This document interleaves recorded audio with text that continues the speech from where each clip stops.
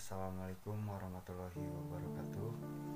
Innal hamdalillah nahmaduhu wa nasta'inuhu wa nastaghfiruh wa na'udzubillahi min syururi anfusina wa min sayyiati a'malina may yahdihillahu fala mudhillalah wa may yudlilhu fala hadiyalah. Asyhadu an la ilaha illallah wa asyhadu anna Muhammadan abduhu wa rasuluhu allazi la nabiyya ba'da. Puji syukur marilah kita panjatkan kehadirat Allah Subhanahu wa taala yang mana berkat rahmat serta inayahnya kita diberikan nikmat sehat serta Islam. Tak lupa sholawat serta salam semoga tercurah limpahkan ke junjungan alam itu Habibana wa Nabiyana wa Maulana Muhammad sallallahu alaihi wasallam. Tak lupa kepada keluarganya, kepada sahabatnya, kepada tabiin sampailah kepada kita selaku umatnya.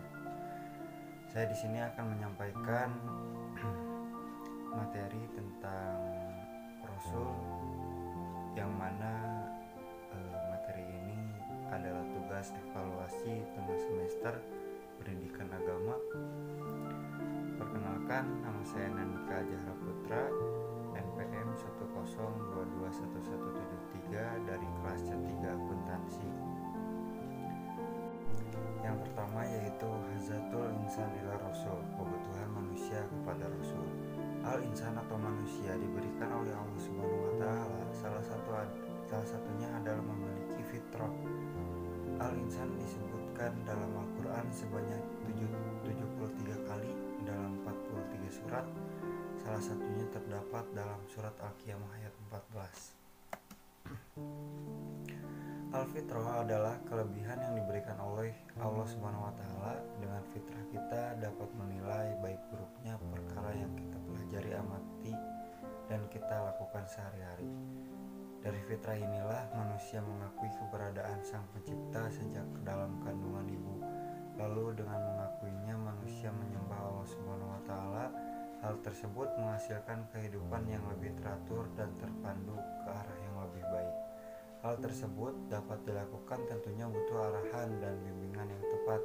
Maka disinilah kebutuhan kita akan Rasul, yaitu petunjuk yang dibawa Rasul untuk umatnya dari Allah Subhanahu wa taala. Jika mencintai Allah, maka ikuti Rasulnya. Hal tersebut merupakan kaidah robani.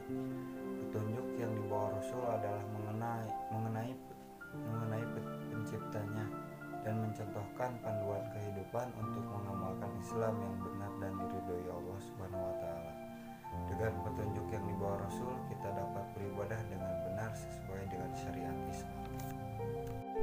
Yang kedua yaitu ta'rifur Rasul. Definisi Rasul adalah lelaki yang dipilih dan diutus oleh Allah Subhanahu wa taala dengan membawa risalah kepada manusia. Rasul memiliki fungsi yaitu membawa risalah dan menjadi teladan dalam menjalankan risalah yang dibawanya. Ciri-ciri Rasul diantaranya memiliki sifat-sifat mendasar yaitu sifat sidik, amanah, tabligh, fatonah. Lalu diberikannya mukjizat seperti dapat membelah bulan, mengeluarkan air dari tangannya dan lain-lain. Lalu berita kedatangannya diceritakan oleh nabi-nabi terdahulu dalam kitab-kitabnya masing-masing. Berita kenabian yang dibawanya seperti berita-berita gaib yang akan datang, contohnya hari kiamat, surga, neraka, serta hari kerasulannya. Ada yaitu pencapaian karena keteladanan yang baik. Yang ketiga yaitu makanatur Rasul, kedudukan Rasul. Nabi Muhammad adalah hamba di antara hamba-hamba Allah, yaitu seorang manusia. Maka tidak ada alasan bagi kita untuk tidak meneladani dan beriman. Lalu beliau bernasab atau keturunan dari suku Quraisy, Abdullah ayah dan Aminah ibu beliau. Nabi Muhammad pun Rasul di antara Rasul-Rasul Allah. Sama seperti Rasul lain, tugas beliau menyampaikan risalah, menunaikan amanah dan memimpin umatnya. Nabi Muhammad memberikan teladan sunnah kepada umatnya dan dapat kita ketahui melalui sejarah kenabiannya dan cara beliau berdakwah. Kedua hal tersebut menghasilkan fikih sirah, fikih hukum, dan fikih dakwah. Yang keempat yaitu sifat-sifat Rasul. Al-Basyariyatul Kamilah, kemanusiaan seutuhnya. Memiliki jasad seperti manusia pada umumnya dan memiliki perasaan seperti manusia lain. al-ismah, terpelihara dari kesalahan dan dosa. Karena memiliki sifat basyariah, maka Rasul mungkin saja pernah keliru, tetapi kesalahan itu akan langsung diluruskan oleh Allah Subhanahu wa taala. Asyidku, jujur. Al-Fatonah, cerdas. Beliau menyeru manusia dengan hikmah, pengetahuan, dan pelajaran yang baik serta dialog terbaik. Al-Amanah, terpercaya. Al-Tabligh, menyampaikan risalah. Al-Iltijamul Kamil, komitmen yang sempurna terhadap kebenaran. Rasul Shallallahu Alaihi Wasallam berada di atas akhlak yang agung. Beliau memiliki akhlakul Quran, dan kewajiban kita sebagai umatnya adalah dengan menjadikan beliau teladan bagi kehidupan. Yang terakhir yaitu tugas Rasul.